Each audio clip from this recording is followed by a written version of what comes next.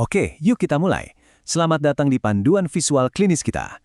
Khusus buat Anda para pembelajar yang lagi sibuk persiapan ujian akupunktur, hari ini kita bakal ngebedah secara cepat, padat, dan presisi mengenai anatomi, kedalaman jarum, dan pastinya indikasi dari titik-titik krusial meridian kandung empedu. Oh ya, sebelum kita mulai main petakan titik di tubuh pasien, selalu ingat aturan emasnya ya. Pastikan standar kebersihan klinis dan sterilisasi tangan selalu jadi prioritas utama Anda. Gak boleh kelewat.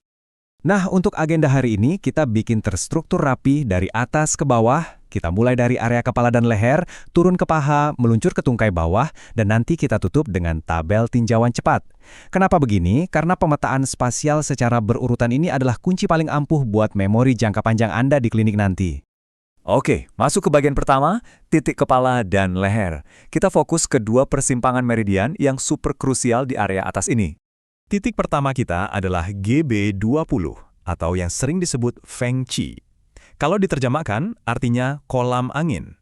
Memahami makna namanya ini benar-benar ngebantu daya ingat kita loh. Ini adalah titik pertemuan kritis di mana meridian Yang Wei bersinggungan langsung dengan meridian kandung empedu. Terus gimana sih cari lokasinya secara fisik? Gampang. Letakkan tangan Anda di belakang leher pasien, dan pastikan tangan Anda hangat ya, supaya mereka rileks. Cari lekukan tajam di antara dua batas otot leher yang besar, yaitu otot sternocleidomastoideus dan trapezius. Kalau sudah ketemu, sejajarkan posisinya secara horizontal dengan titik Feng Fu di tengah tengkuk. Terakhir, ukur sekitar 1 cun ke atas dari batas rambut belakang. Coba rasakan lekukan otot ini dengan jelas, pasti kerasa. Nah, poin yang sangat amat penting di sini adalah keamanan.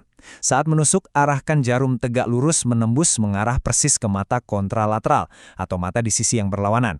Ingat batas kedalamannya maksimal 0,5 sampai 0,7 cun saja. Arah ini krusial. Bayangkan Anda punya pasien yang datang dengan serangan migrain akut atau leher kaku karena hipertensi. Titik ini luar biasa kuat buat meredakan keluhan-keluhan itu, bahkan untuk masalah mata dan kelumpuhan wajah. Geser sedikit ke bawah, kita tiba di GB21. Namanya Jianjing, yang berarti sumur di pundak. Kebayangkan letaknya dari namanya, ini bukan titik sembarangan. Ini adalah persimpangan raksasa tempat 3 meridian kumpul, Sanjiao, kandung empedu, dan Yang Wei. Untuk nemuin GB21, kita pakai 2 tanda fisik atau landmark yang gampang banget diraba. Pertama, raba ujung terluar dari tulang selangkap pasien Anda, si akromeon itu loh. Lalu, raba tonjolan tulang belakang C7 di pangkal leher bawah. Ini biasanya menonjol banget kalau pasien sedikit menunduk. Nah, GB21 itu letaknya persis di titik tengah garis imajiner yang menghubungin dua struktur kokoh tadi. Untuk penusukannya, lakukan secara tegak lurus sedalam 0,5 sampai 1 cun.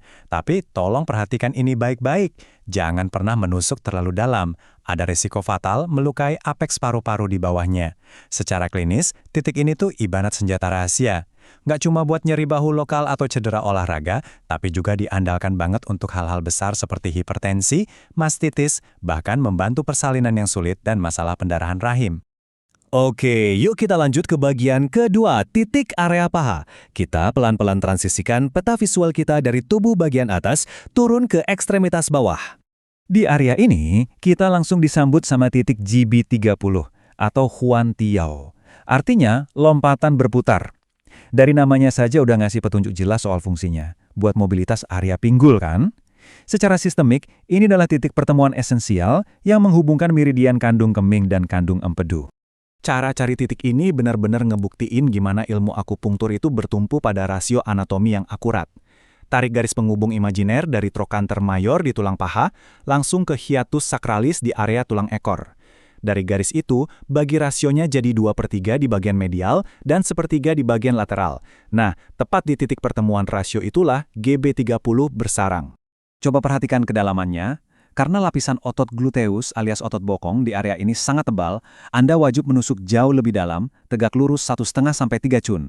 Kedalaman ekstra ini yang bikin titik ini sangat efektif untuk indikasi struktural berat kayak hemiplegia dan nyeri lumbal. Sedikit tips klinis nih, karena jarumnya masuk lumayan dalam, ajak pasien ngobrol, suruh mereka ambil napas panjang supaya rileks.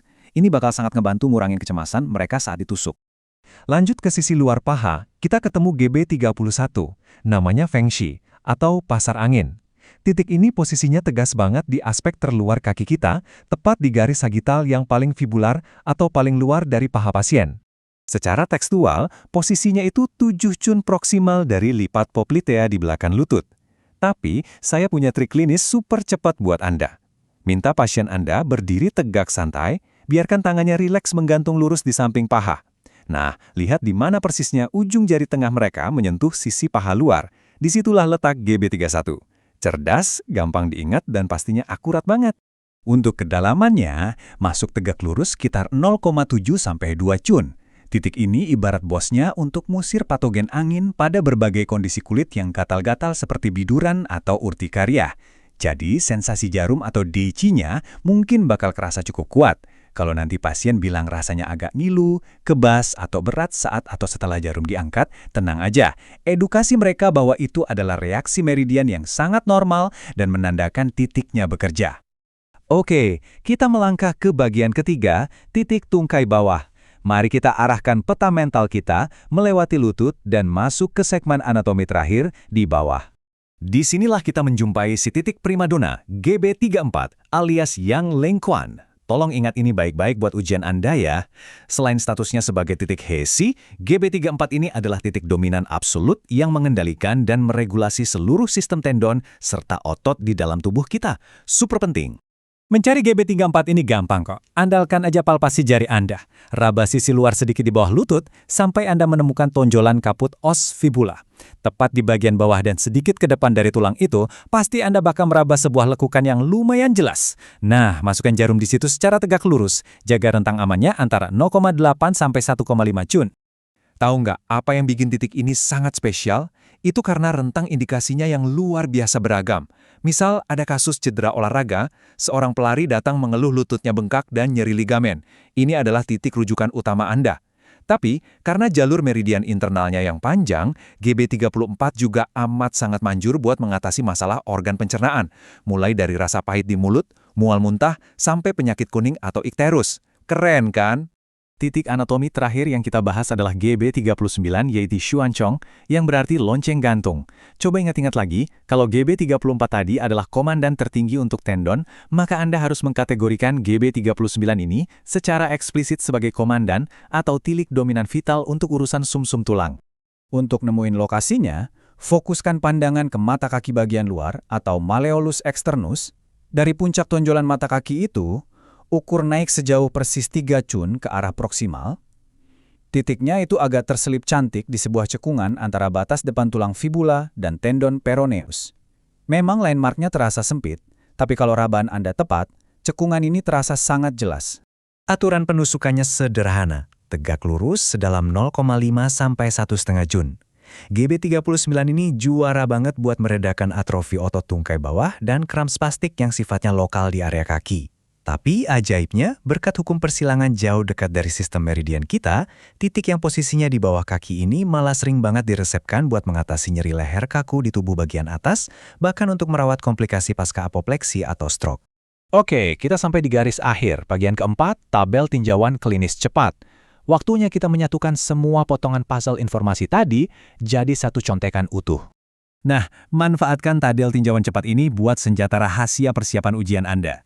Tabel ini udah ngerangkum nama titik, sudut, dan kedalaman jarum yang presisi, serta indikasi utamanya. Sebelum saya pamit, yuk coba tes kilat. Kalau ada pasien seorang pelari masuk klinik Anda, sambil terpincang-pincang karena lutut bengkak, titik dominan tendon mana yang bakal langsung Anda tusuk? Yap, tepat sekali, GB34. Jangan lupa pelajari tabel ini berulang-ulang ya, sebagai bahan renungan kita hari ini. Bayangkan gimana pemahaman yang benar-benar solid soal koneksi titik-titik meridian kandung empedu ini bisa menajamkan insting diagnostik klinis Anda ke level yang sama sekali baru saat menghadapi kasus kompleks nanti. Luar biasa kan dampaknya? Teruslah merawat rasa ingin tahu itu, dan sampai jumpa lagi di penjelasan materi seru kita selanjutnya.